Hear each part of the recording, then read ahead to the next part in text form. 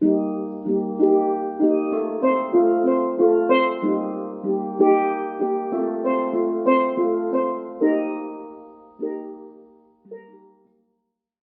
to Checking In with Dr. B, a space dedicated to live conversations with those who have found and lived their joy. Today, Gabrielle Punch is checking in. Gabrielle is an artisan whose passion for creativity and her entrepreneurial spirit has led her to work in several different mediums, from clay and ceramics to woodwork and paper to photography, videography, and graphic design. Her newest passion is leather crafting, and Gabrielle has created the Punchline, a business that creates one-of-a-kind leather pieces. I'll let Gabby tell you in her own words. Welcome, Gabby. Thank you, Dawn. Thank you so much, Dr. B. Yes. You can call me whatever you like. I know. I'm very used to Dawn, so let's go with Dawn. Good, good. And Gabby, I can go with Gabby? Absolutely, absolutely. Notice I said Gabrielle. Yeah, I know. sorry for And my it sounded kind of odd coming out of you. I'm like, I yeah, know, I felt get that. so formal. No, it's not. And I'm like, no. This is not that kind of interview. We're good. Gabby's good. Dawn is good. We good. We good. So, Yeah. Gabby, I'm going to Mhm. give you a big question to start off with. Oh. Could you talk about your journey in terms of creation and where you are today? Okay, so I was thinking about this because this is a very common question, difficult as it is to answer sometimes, because I can't always tell you where it began, but I think because I come from a creative background, I mean, pretty much everybody in my family has some creative spirit, some creative talent. The ceramics you talked about, I worked with my mom when she had a side gig doing ceramics. When I was a child, my dad had worked with woodwork and iron steel work. So I used to jump up on his work table and help him do some sanding. And I was really very interested in seeing his process. And then my brother, my late brother, was a photographer as well. So there's that, there's that in there. And Allison is kind of, my sister Allison is kind of a little bit of everything. So, we all have an entrepreneurial spirit. My dad also is a agriculturalist, so he's always in his garden planting. So for me, just growing up around it, um, it's in my genes pretty much. So my first passion was paper, and so I started. My mom had given me this book on making handmade greeting cards when I was an early teen, and I immediately like opened the book and started creating all the different cards that were in the book, and I loved it so much. And I when I was done with every design in the book, I created my own line of greeting cards, which led me to do also wedding invitations and big event invitations. Just exploring all different ways to do invitations. So that was my first real love was paper craft, and I loved handmade paper especially, and I also experimented with making paper myself, doing the recycled paper blending and pulping, and dirtying up my mom's oven when I put the paper in to dry, messing up the blender when all the paper stick up on all the blades of the blender. But I mean, all part of the creative process that I absolutely enjoyed. Um, and then I went to school. I studied in Florida for digital media production, and so a bit of the videography and photography came in there. Didn't actually know that part of me existed until I got into this program at school. I actually started off with a program doing graphic design, and funny enough, didn't like it very much after my first semester. And having had a conversation with the guidance counselor there, she introduced me to the audiovisual guy, who's a really really cool guy. He talked about videography, he talked about audio. He said, "Give it a try and see what happens." And again, fell in love with making videos, and editing was my absolute favorite thing to do. I could edit for hours and hours on end. So there that came into being. And when I came back to Trinidad, I freelanced with Dion Buku, who is also a very good friend and brother of our good friend Jerry. So loved working with Dion. The film industry and the video industry was just coming into play here. You know, there wasn't. I think there was now starting a film program at UE. So as the couple of years that I worked with him, things were starting to pick up and the competition was starting to pick up. And so I didn't end up doing too much work here until I ended up in a job, a 9-to-5 job, which again now encouraged me. Well, not encouraged me. It was a requirement now that I did video and photography as part of my job. It was a really good job. I enjoyed it tremendously. But it also had me doing web design and some social media stuff, which web design I'm not too great at, but social media stuff I had to get into and also incorporate the video and the photography. I always said I was responsible for making the organization look good by how I presented projects that they were doing and things that they were working on. And then my current journey into leather was again just kind of fell into kind of fluke thing where a friend of mine who was studying at UTT, he was doing fashion design. I was hanging out one day with him and he needed to go and purchase some leather. And I said, "What do you mean purchase leather? Where do you get leather in Trinidad? I never thought that you could find leather." So he took me to the store on Chacon Street. And I was like blown away when I walked in the store. I mean, I always liked leather products. I always liked, I was a bag lady from a long time. I always collected bags, leather bags especially. So I went into the store and I mean, amazing, all the colors, all the accessories. The woman who owned this store was so very helpful and explaining to me that yeah, she's been doing this for forever, for more than 20 years she had been doing.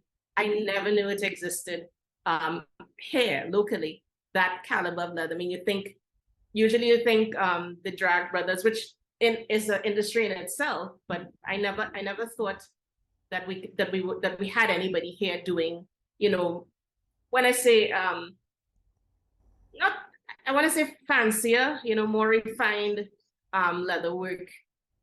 Didn't know it existed here, so I was just mind blown. I had actually, I think that day, bought a couple scraps that she had there and started off doing little things, little wallets, just experimented.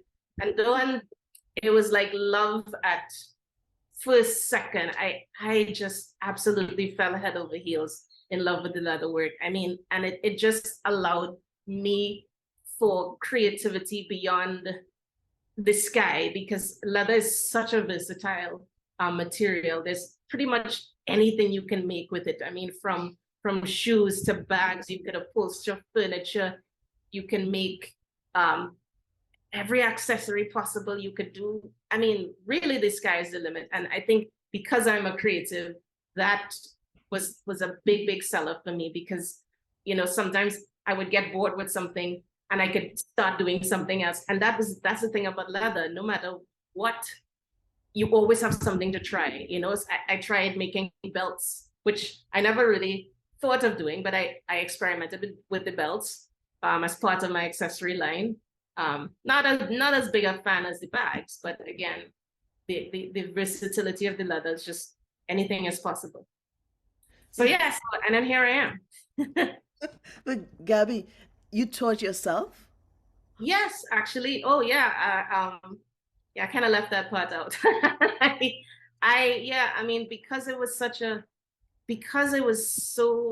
I was so in love. I mean, I say I went to the University of YouTube, and I pulled up videos of different designers, how they made things. I mean, a lot of it was trial and error, learning about different kinds of leather. I mean, that's the other thing. Leather comes from all different animals, can produce leather. I mean, leather is a byproduct, as we know. So it's not that animals are being slaughtered or killed for their skin. It's a byproduct of the meat industry. So yeah, I mean, I went on YouTube. I tried everything. experimented with different tools, experimented with different methods of doing things. And yeah, pretty much this is my sixth or seventh year in doing this. And I mean, I am still evolving, I'm still learning. I have not had any formal training. As a matter of fact, 2023 was going to be my year actually to finally get some formal training, just because there are things that I figured I couldn't teach myself anymore. And I wanted to learn from the professionals. You know, I wanted to learn from those who had been doing leather craft for a lifetime. But that's on pause for the minute. But Gabby, one thing, because I've followed your career, for years, yes. Yes. And each of your creations, each one is one of a kind. When you're doing your cards, each one had its own spirit. When Mm-hmm. you're doing your notebooks, each one had its own spirit. And the same thing now in leather. How is it physically possible, physically, creatively possible to do that as a business? Well, listen, Dawn, again, right now I am pretty much living moment to moment with it. I mean, I did some business in high school.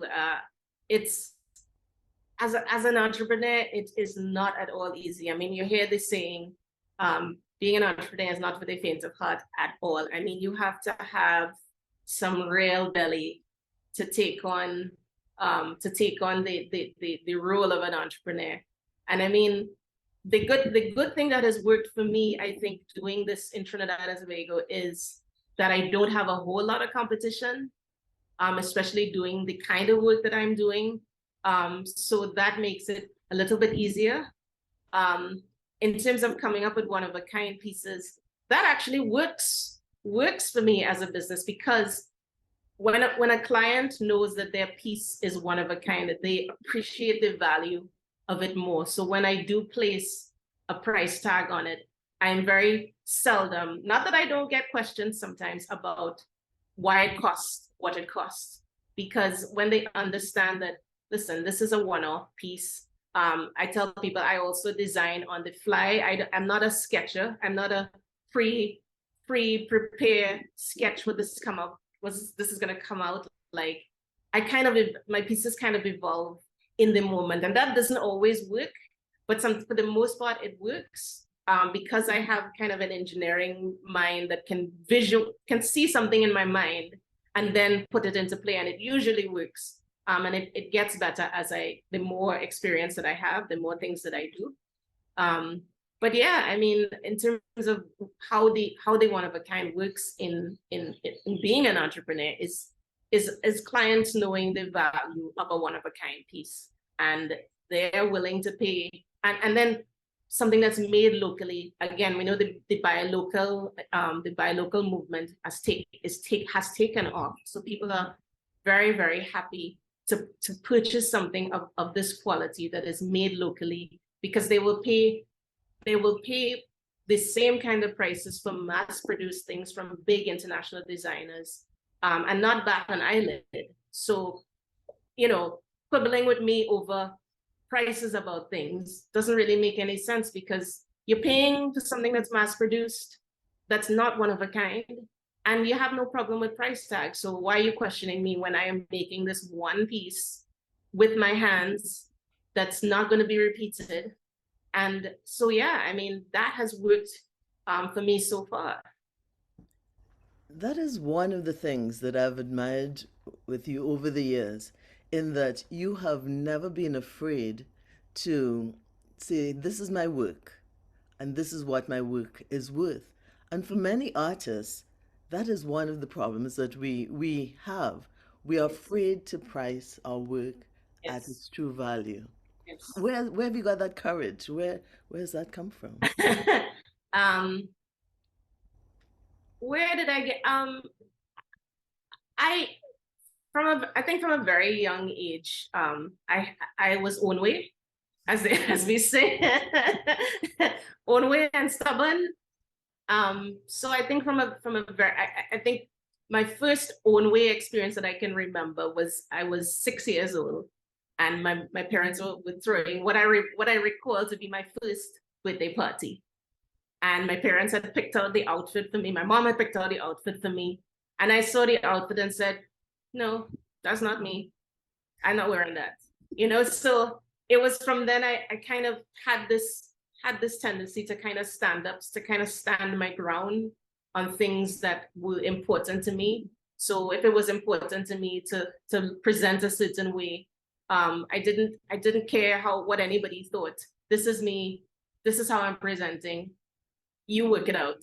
So I think the same thing as I got older. I mean, yeah, my mom and I fought a lot as a teenager, as an adolescent, because of that same spirit of standing my ground for what I believed in. And the same thing just transferred into valuing my pieces, my work. I mean, I know what I put into it. I know what it costs. And this is not always about monetary. It's just, the value. Pieces that I make, I are a piece of me. They're a piece of my heart. They're a piece of my soul. So when the love that I have for making the things that I make kind of transfers into the pieces, and people know that when they see a piece come out. So having to stand my ground and say, listen, this is the value. I remember just very, very, very recently, I had a client who when I put a price to him, he was kind of taken aback by the cost of what he wanted, because, oh, it's a very simple bag, and why is it costing so much? And I had to explain to him, listen, I haven't overpriced you. I priced you based on the materials, what the process is for making this is gonna be. And if you had a certain budget, you hadn't mentioned that. And this is, I'm not, trust me, I'm not cheating you, but I have this experience. I have the experience in making what you think is a simple bag, but I know what it takes to make this simple bag, and I know what it costs material wise. So if it's a challenge for you, then I'm sorry, but this is what it costs. So yeah, and I mean, I think people respect that. I think people respect, because when you don't know the value of your own work, how do you expect to convince somebody else that this is the value? And I think, as you mentioned, that is what I think a lot happens to a lot of our local creatives and even artists here. It's kind of a challenge for themselves to value their own self. So that transmits into how you price things, because it's a challenge for them to actually feel this I am valuable, and therefore what I do, my time, my energy is also valuable. And I see it all the time. And I mean, I have friends in the business who I think underprice themselves time and time again. And I quarrel with them and say, why is this thing, you need to be up in your price. People are paying much more for much less. And I mean, you are worth so much more. But I mean, the creative journey is a very, very personal journey. And I mean, I can't put a gun to anybody's head and say, listen, you should be charging this or you shouldn't be charging this. It's a journey that you kind of have to come to on your own. I know how I got where I got, and I know how many heads I butt on the way there. But now that I am here, I stand my ground and I say, listen, if you can't, feel free to get it somewhere else. And I have no challenge saying that to clients as well. If they find it's too much, go on. That company where we all buy things from, I'm not giving anybody any extra credit here. That company online that we all buy things from, we ship things in. Feel free to go there and make a purchase, but I'm standing my ground. I know my value, and I hope that they will one day understand my value as well. So starting with that premise that I am valuable, that Yes, is where we start. absolutely. Gabby, I know your pieces have flown off. You don't have anything left. You have one piece left. Would you mind showing it for those who are looking and describing in words for those who are listening that piece? Okay. So I'll tell you this before I show the piece. This piece was part of my last collection I did for 2022, which was called, I entitled it the Oak Collection, which OAK means one of a kind. That's the acronym for one of a kind. So again, I just made it, I kind of made a thing out of it. And because again, one of a kind pieces. And so I had made 10 pieces that were very, very, very, very unique. I mean, I think on a level that I had even never touched before. So they were really even, you know, my thing, I tend to try to outdo myself every year. So I really, really outdid myself this year. So of the oak collection, I have this briefcase, which is called the Elm briefcase. It's an executive briefcase. It has in it, well, first it has a pocket back here for storage, your files and whatnot. On the inside, it has another pocket on the front here. On the inside, it does have a strap that comes with it as well if you want to do a crossbody. On the inside, it has a middle pocket here and two pockets side by side here.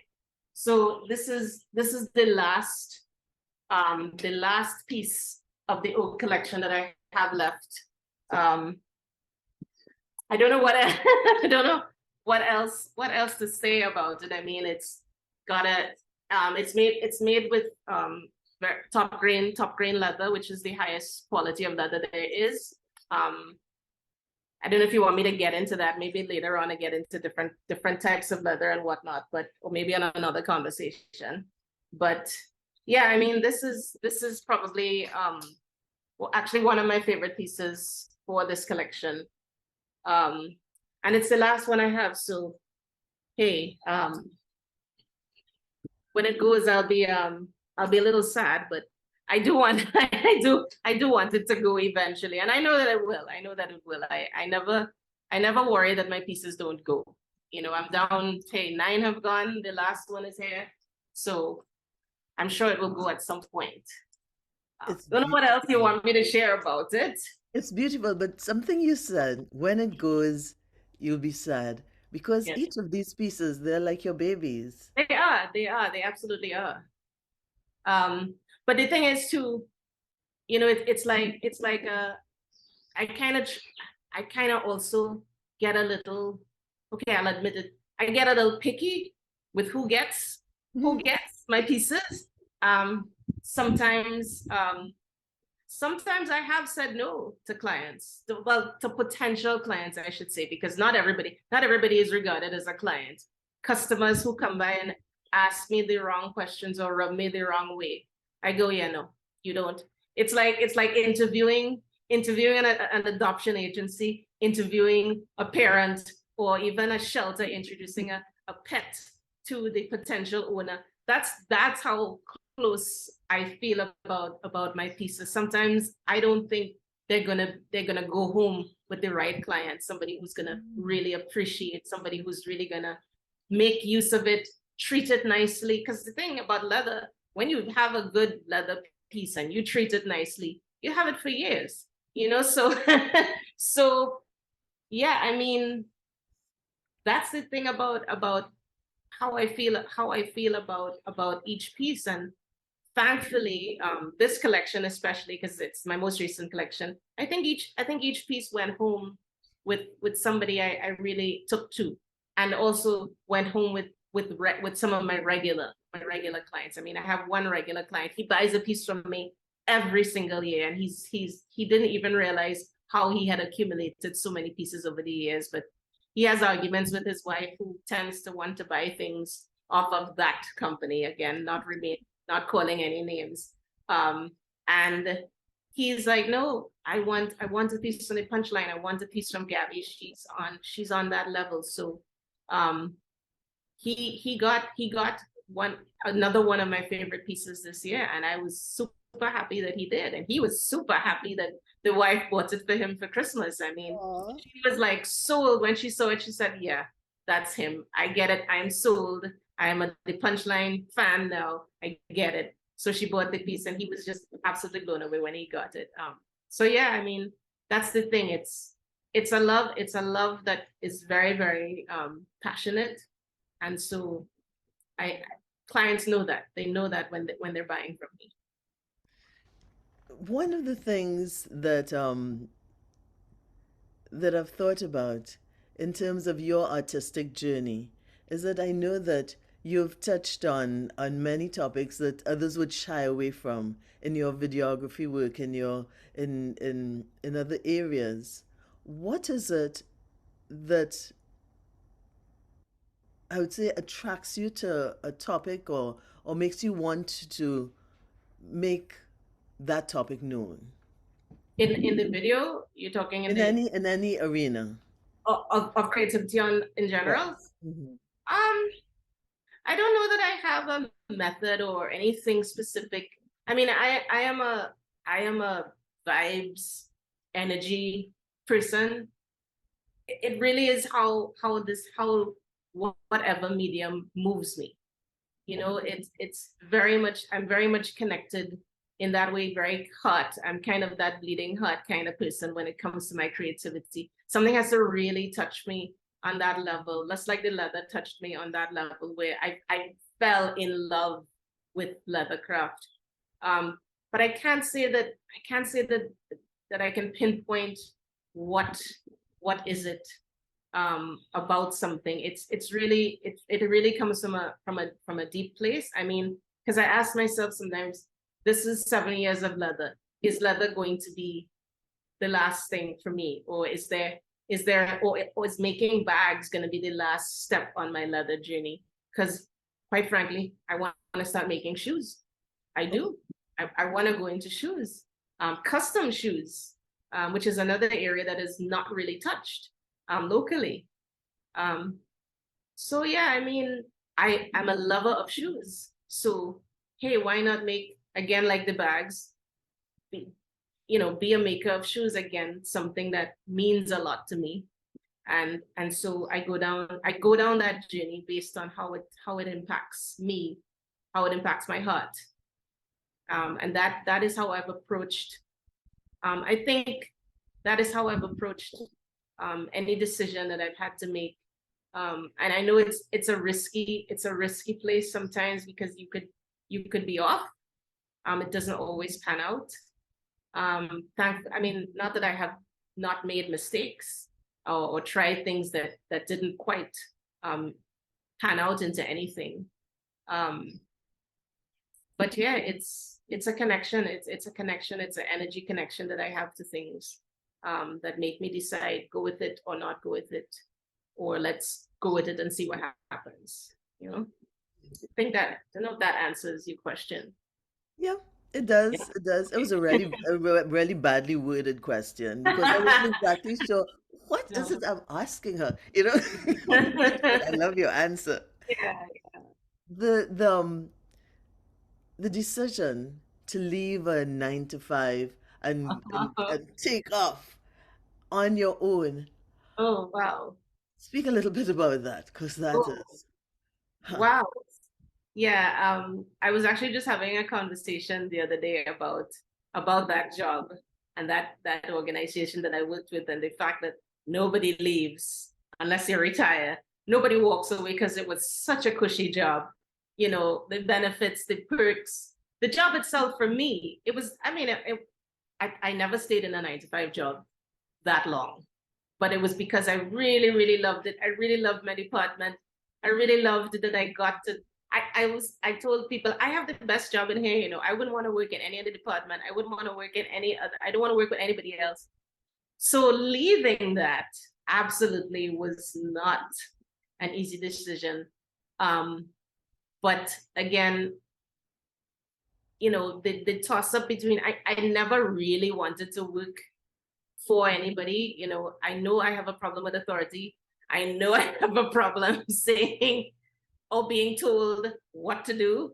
Thankfully, I had bosses that were, they understood that, and they were easy enough to work with, and they kind of gave me my freedom to, because they too saw my creativity, and it was a job that allowed me to be creative to a degree. So they kind of allowed me to run with ideas that I had.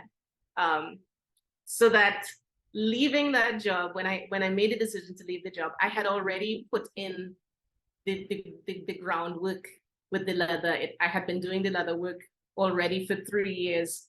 I had gotten to the point where I would work 8 hours, come home and work another 8 hours on the leather, because so it became this kind of two full-time jobs I was working at the time, and enjoying both of them, but at the same time knowing that I can't keep on pulling these long hours. I mean, I'd work till midnight, go to bed, get up at 5, go to work 8 hours, and and come home.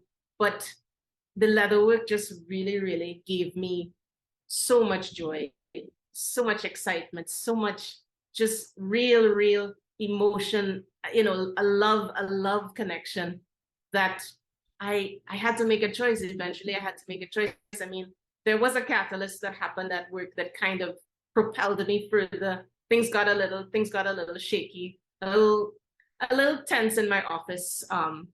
So that kind of propelled me to say, listen, um, maybe I need to start making a decision that for myself, because administration, the head administration had changed, and that kind of began trickling down the line into my job, into my organization. So things started to change, and I wasn't having the fun that I was having before. Everybody was kind of on edge, everybody was kind of tense. The projects that we began working on weren't what they were before. I didn't get the kind of satisfaction doing anymore. So it was at that time when I started to say, okay, it's time to start this transition. And it took me like 18 months. It took me 18 months to finally leave. And during the last 6 months, I would update. I had written a resignation letter, and every day I'd come into office and change the date, and change the date, and change the date, till finally I said, okay, enough. I went in and I had a conversation with my boss, and which was another great thing. The last boss that I had, he understood what I was going through. He understood. He said, listen, you don't have to resign today for tomorrow. Give yourself 3 months. Give yourself time to think about it. They tell you 1 month's notice. It doesn't have to be 1 month's notice. It could be a year's notice. So he understood. He understood that I was going through something, and it was risky, yes, but he himself was a risk taker. And he encouraged me to say, write your resignation 3 months out. And if you still feel that way, you could always change it. But it didn't have to be a decision you made right away, because I know he knew it was a tough decision. But when that 3 months came, I was like, yeah, I'm ready. I'm ready to get out. I got to the point where I was no longer looking forward to going into the office. Everything felt like a drag. Everything felt like, okay, my mind is somewhere else, and I didn't want to not be able to give them 100% of me. So that is when the decision, I knew I had made the right decision to get out. Didn't know 18 months later we'd be in a pandemic, but hey, again, that's that's the risk you take when you make those tough decisions. And like I said, starting off, being an entrepreneur is not for the faint of heart. There's a lot of work. It's a lot of work, and it's a lot of dedication. It's a lot of discipline. So during that pandemic, I had to dig real deep to keep myself up here, because I knew people who had to go back into the 9-to-5 jobs. I knew people who had to shut down altogether. They weren't making any money and whatnot. And I'm very grateful to still be here as we come out of this pandemic. So you said a lot of things that are gems. In a nutshell, what advice would you give to someone who wanted to do something like what you've done? Say goodbye to 9 to 5 and take on that journey. What Yeah, advice? yeah, that's the real tough question there.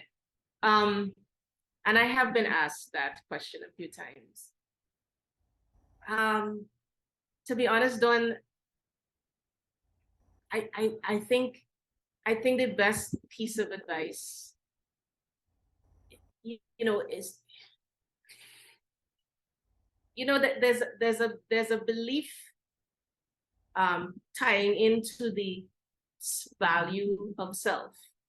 So there's also that belief in what you have in your product, in your service, that if you're not 100, 200% believing in what you're selling, don't bother.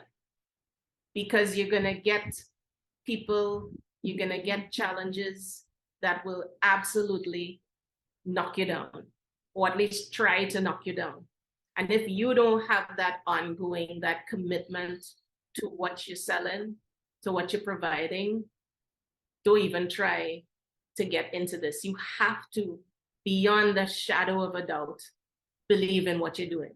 If there is any doubt, you're not ready. So for me, that has been my, coming back to your question about the value of my work. That is such an important place to be at. So for me, I think is the piece of advice I would give is, if you ain't believe in it, don't expect anybody else to believe it, because you are your biggest fan, and people have to know that when you're selling your product, when you're offering your service, and they will know. People not stupid; they will see right through you, and they will go, "Yeah, no, I don't think you really are what you are presenting to me here." People are people can see, people can pick up off of the vibes that you give off. So you got to be ready. You got to be up here ready. You got to be down here ready. You got to have that connection. Because, yeah, it's not easy out here. I'm not going to lie. It's not easy out here. What do you do on those days when, even though you love what you're doing, it's just a hard day? What brings you out of that? Um, well, speaking of a hard day, last year, I had a hard 6 months, really. It was, I just I lost the passion. I lost my mojo, as they say. I mean, I had started off, I think 2021 had, again, we were in pandemic, and really having been shut down for the year of 2020, we had been shut down. And in 2021, we gradually began, business gradually began to pick up. So by the end of, so I worked 10 times harder in 2021 that I had worked, because by the time Christmas rolled around, which is my biggest season, I was just burnt out by the time 2022 began. And I did not know what went wrong. I didn't know what was happening for me, if it was a result of just everything that was going on, the atmosphere in the country, the atmosphere in the world. And it took me about 6 months. I mean, January into June, July is when I started to kind of dig myself out. And for me, again, this is my personal thing is, I recognize that there was a point in 2021 where, being in the pandemic, I had to dig deep to kind of keep myself afloat. So what I had done, a decision I had made was, while yes, I always did one of a kind pieces, I ended up doing kind of repeats, in the sense that it wouldn't be the exact same item. It would be like, if I did a wallet, I would make the same wallet in 20 different colors. So it was not the same wallet, it was but it was the same design. So, and I kind of applied that, because it happened in the past where people would come and say, "Oh, you don't have this in this color, or you don't have this in this color." No, it's a one of a kind piece. This is it. So in trying to kind of appease what people were looking for, and kind of figure out, well, how am I going to make money now that I really need to make money, because business had been shut down. So I started doing this kind of mass production. And as a one woman show, mass producing is kind of tough, you know? So when I say mass produce, it wasn't one anymore, it was 5 or it was 10, or in some cases it was 20, depending on the item. That was the cutoff, you know? And I think when I dug deep in trying to figure out why I had lost my mojo, it was because for me, I had become that machine. And I said, I never wanted to be a machine. I never wanted to be a mass producer. This is not why I signed up for this. So that had kind of sapped my creativity, where I wasn't being as creative as I'd been accustomed to, had been accustomed being. I had just become this person that replicated things, that just because I was trying to sell to, 20 different people who wanted this wallet in 20 different colors. So what I had to do when I realized that was going on for myself, I went back to basics. I went back to one of a kind, and I said, this is who I am. Again, going back to who I am. This is who I am. And the Oak collection really, really demonstrated the one of a kind that was the essence of why I started this business. So I think to answer your question, maybe the advice, the thing that I could say would be, take a step back and remember why you started doing this. What was it that made you choose this path, choose this direction to go down? Because that's what I had to do. I had to really ask myself, why did I get into this? What is it that made me so happy? What is it that brought me the most joy? Why? And that why question, when you get to those low points, I think you need to kind of re-examine. And sometimes you find yourself saying, I don't feel what I used to feel anymore. And maybe this is not the path that I need to be going down anymore. I'm not saying that doesn't happen. But for me, that was what pulled me out of that funk I was in. It's just going back to basics, remembering why I started doing this. And that was it. That was all I needed. Going back to me, going back to who I was. Who I was a maker of one-of-a-kind pieces. And the oak said it all. Having that courage to ask the question why, and then Mm-hmm. also perhaps having the courage to move on If, if if if yeah, if it is not bringing you that joy anymore, or what is it about what you're doing yeah, not bringing yeah, that joy? So being absolutely. true to yourself. Yeah, yeah, Gary, is there anything that we have not touched on that you would like to speak about? yeah. I I I don't I okay, so the one thing I will say for me, um it's not necessarily something that you would ask about, but it is something for me, that again can kind of tie into your last question. And I know you're using this image for the cover photo, and it's about gratitude. Gratitude has been my mantra for the last few years. And coming back to when you get into those dark places, or those places where you feel like you can't go any further, for me, gratitude has been the thing that has really, really given me the encouragement to look forward, to look ahead, to have faith that what I'm doing is the right thing, or what I'm doing is the wrong thing. Kind of being in that moment and being grateful for the moment that I am in, and knowing that whatever decision I make going forward, um, as long as I am staying in this moment and being grateful in this moment, any step that I take going forward, I am taken care of. It's going to be okay. Things are going to work out. There's a higher power. There's a higher power that is at play here. And, as long as I continue to be grateful for what I do have, the path, the path will be shown to me. My instincts will kick in. So I think it's really, really important to remember that we can always find something to be grateful for, and not take for granted that what we are doing here is has a purpose, and yeah, I mean, I guess for me, it's not so much a question, but this is my closing remarks then.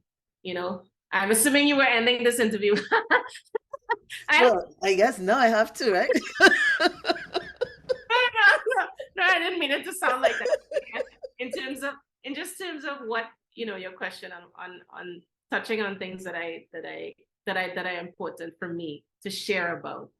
That note on gratitude really, really has been a lifesaver in a sense. It has pulled me out of some deep dark holes, and I want people to make note of that. I want people to understand the importance of that, no matter how you feel. So yeah. As you're speaking about gratitude, it came to me that you're a soloist. You're an artisan who forges her path. But as a soloist, you need that support. Where has that support come from? Oh, everywhere, everywhere. I am again grateful for the support of my family. My family has been a tremendous support.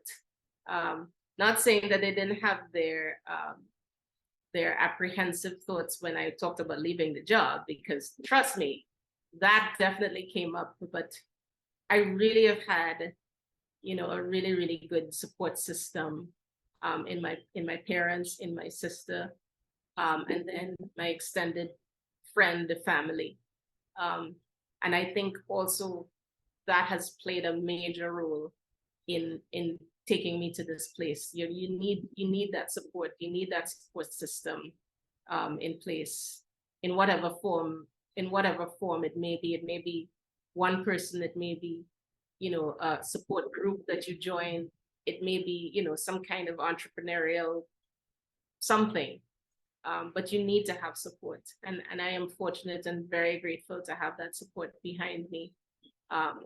Even when the things were tough and I wasn't making money, I knew I could always lean on my family, or even on my friends in some cases, if I needed something, if I needed food, or if I needed whatever.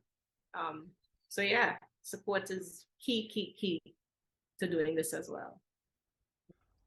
And what's next? Shoes. What's next? What's next? Wow, man, shoes are so next. I received for my birthday, I received a book on, well, I got 3 books, one on bag making, one on the business of being an entrepreneur in the fashion industry. But my absolute favorite book was this book on the anatomy of a shoe, on the anatomy of feet, on how how shoes are made. And Dawn, let me tell you, I was like this last night. Right? Just Darling. I'm like, I was just so excited by this book and the prospect of starting to make shoes, because I never thought of it really. But the more I started to think about it last year. I think while I was in my funk too, I was thinking maybe I need to try something else. Maybe I'm tired of making bags. Maybe that's what it is. But shoes, people ask me all the time, so you don't make shoes? No, I don't make shoes. I never thought of it. But then I started to think of it. And so I got this book for my birthday, and I was just, yeah, I definitely think shoes are going to be the next thing that I branch into. Not that I'm giving up the bags, but, and not that I think I can self-teach the shoes, because shoes are a whole other, I mean, I personally wouldn't try to teach myself to make shoes. I want to be able to go and again learn from the masters, learn from those who have been doing it, because I want to do specifically custom made shoes. So yeah, definitely shoes are next. I also have this thought of being learning to renovate homes. That's Okay. you know yeah. I joke with my sister. I say, we could become property sisters. They're property brothers. We could become property sisters, and we Yes. could go and buy and flip houses and do renovations. Because she has I love to go and explore houses. I am a serial mover, so I've moved.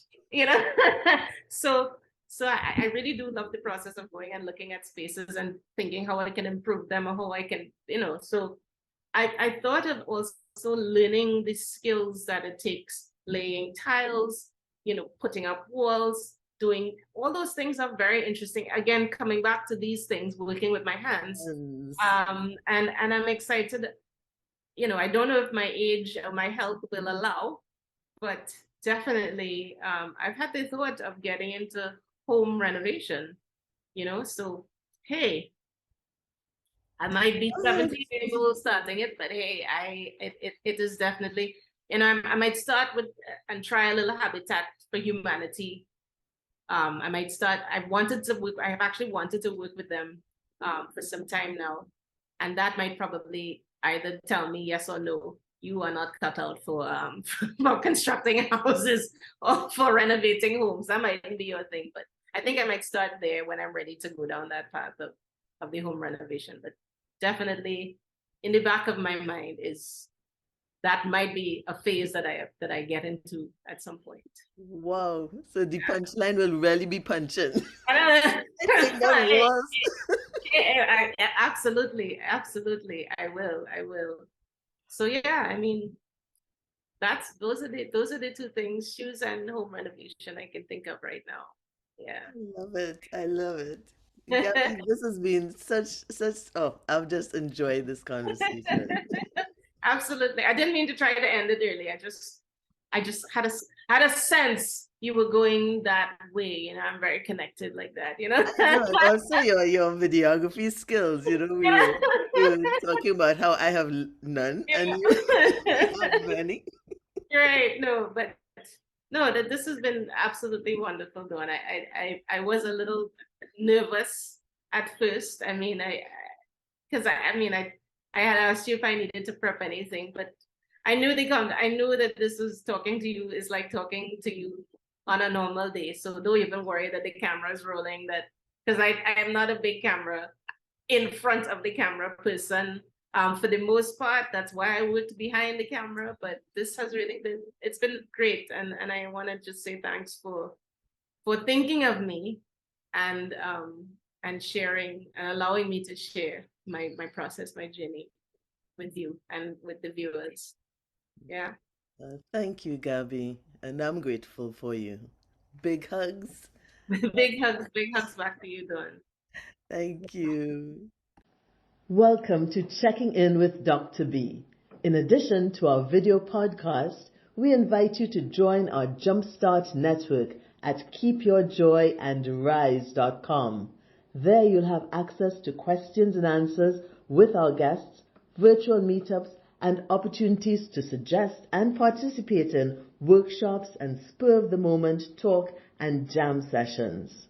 We are creating a community of positive thinkers and doers. Come join.